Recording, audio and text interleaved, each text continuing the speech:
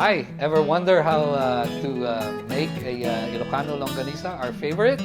We will make one on this new episode of AbrenianDotCom TV. We'll be right back.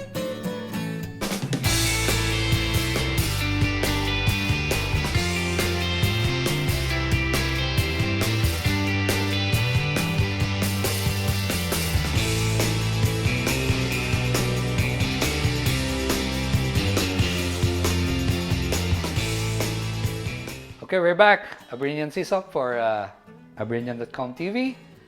We're gonna start to make the Ilocano Longganisa. But first, let's have all the ingredients here. Let me introduce to you all the ingredients. Of course, we have our ground pork, 70% meat, and 30% fat. Tama na, no? May mulaing. And then of course, we have our soy sauce. Oh, a little bit of brown sugar to lessen the acidity. No one nga na alsem. Then we have, of course, our pepper here. And then we have here, guess what? That's a pink salt, but do you know what this is? I'll let you figure it out. And then of course we have the minced garlic, and most important part is your Ilocano sukang Ilocano made of sugar cane. So there's nothing more better. Ang animas ti longganisa no wanti sukana. And then last but not the least, try this one. It's called dried pig casing. Right? I've been searching for a long time to get this. It's dried pig skin. Okay? So apparently, you can buy it on Amazon. So I bought this in Amazon. And all you have to do really is to soak it in water here. So you see here, it's soaking.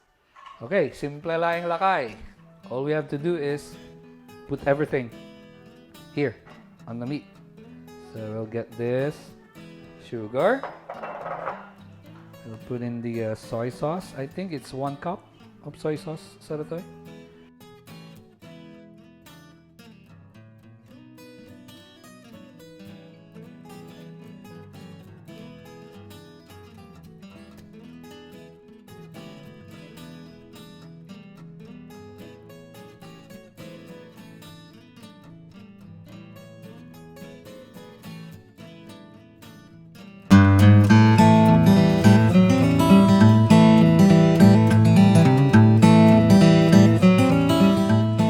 Okay, so na-mix tayo niya. It's all mixed here. All the ingredients. And then ating atati karigatan nga partenan. Right? So this is your pig casing. We drained it. We soaked it and drained it. I'm gonna tie the end, of course. Right here. Okay. And then I'm gonna go to the end. So, tidug da to eh. Yours. Nantan na eh. Tidulo na. Lokatantayon. And now, nagisaksik tayo tatan using this imbudo. Imbudo or funnel. Okay? So all I'm gonna do is put it there at the end. All the way up. Oh.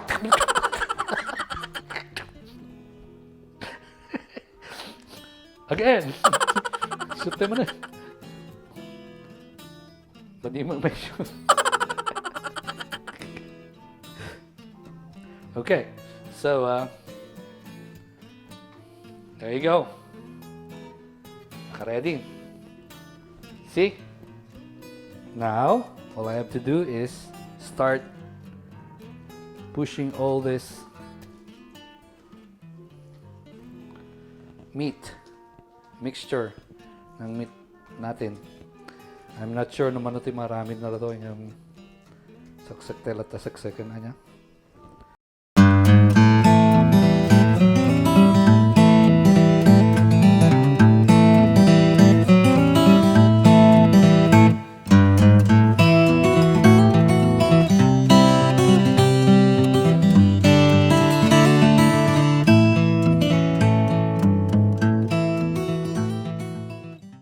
Okay, so after 20-30 minutes, napunokon. Okay, naibos di palamanan. So this is how it looks like. So I don't know how many pieces. So it depends on how many pieces. Look, slaulag.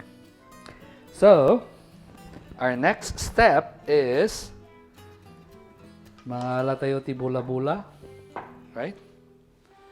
And by the way, tamno maawan dagiti angin na mga lakati aspili, right? Tudok-tudokem. Some portion of it are more the air. Tamno na laka nga igalot. So now, saan nga takadakkel? Let's make it big. Tamno kwa umaka niya. Ganun. Mapnek ka. Okay, so maybe this. Yeah? Maybe? Yeah? Okay, so what you're gonna do is twist it, and then mga lakati bula-bula. Sus, ano yung jak pa makita ta bula-bula. And then just tie it twice.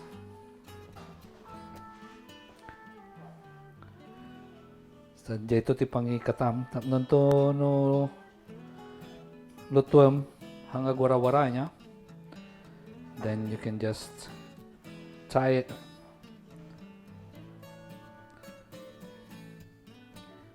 There you go.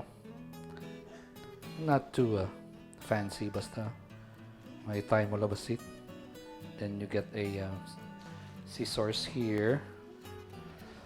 Get me the scissors. Cut the basit di ko di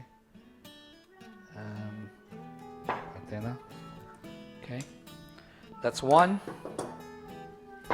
And then I'll go another one here. Yeah. Uri no nga eksakto na ginagaw to no sin no ti kadaklan. Then you get another tie right here.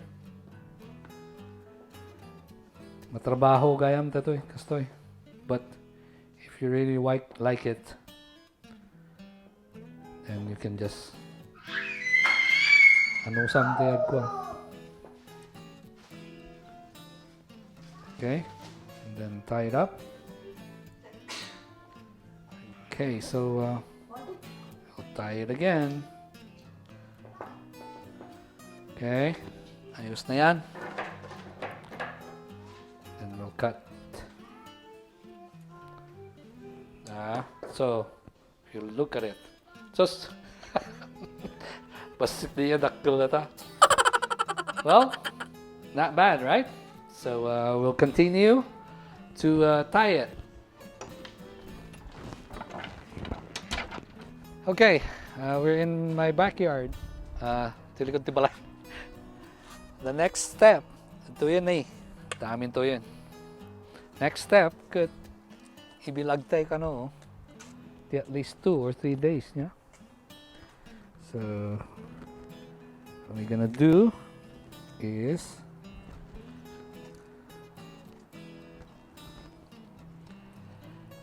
bareng ang ko niya kanenti kwa pusa.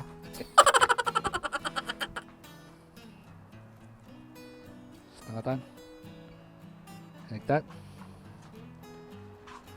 That's one.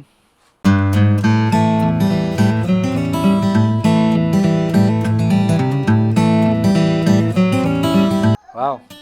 So, ibilag tayo ti mga, I don't know, 2 or 3 days na ta? Yeah? So, that's it. I'll see you in 2 or 3 days. sa Tito Ramanan. Hey Jax, don't eat this, okay?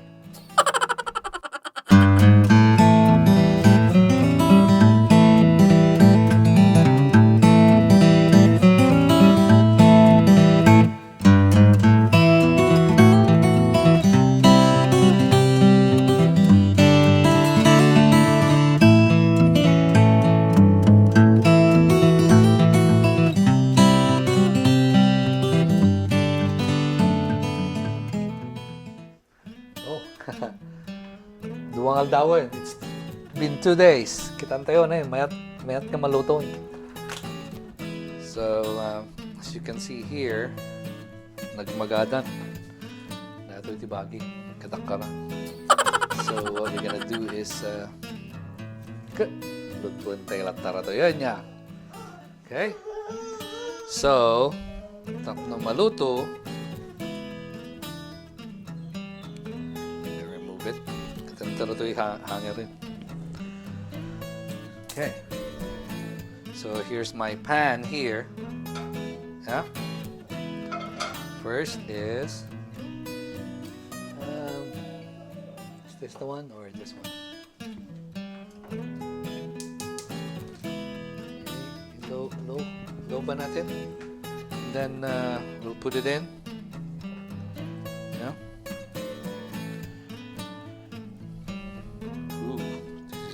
Fun. Look at that. Tapos, ganda ti water. Danom na. Okay. So, matartan niya. Yeah. And then, we'll put it on high actually. Pantay ti high. Tartan. Kalubanta yun. Yeah. Cover it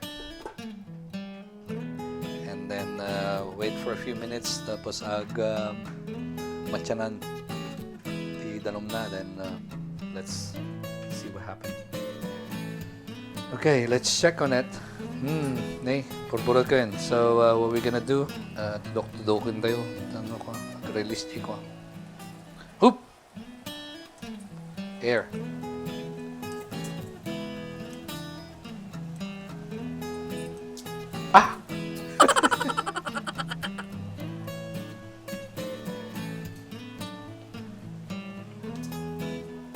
Nay, wala. Ang tanak ni bakit ko na kuwan. I messed up her stove. Ang dalasan tayo ito. Okay, look at that. Okay, siripan tayo basit. Whoa! Hindi makanayo. Maluto niya. And then, look at this. Ang kompleto ti longganisa no one ti eggs na, and then of course sa nga tagumpong na rice na inapoy. Few more minutes and we will be ready.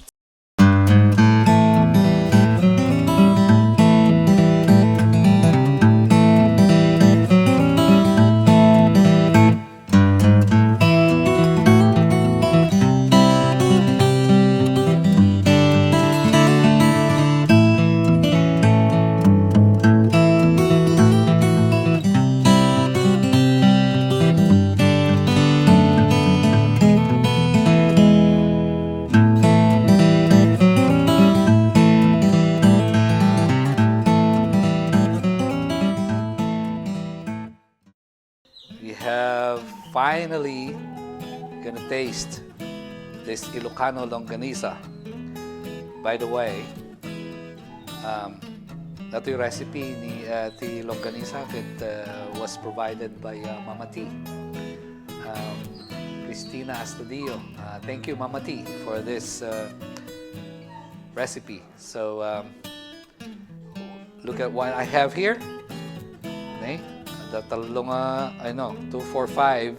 Actually, this is duwa. Then, of course, it's not complete without the egg. And Then you have your sausawan here, bagoong. And then of course your rice. Okay, let's try our first bite. Kamutakpay. Sausaw. Then bite. Nakakati na po.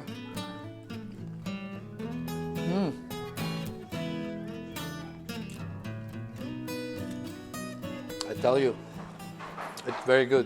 Again, thank you, Mama T, Christina Astadio, for providing the recipe of this very good longganisa. So let's go and eat.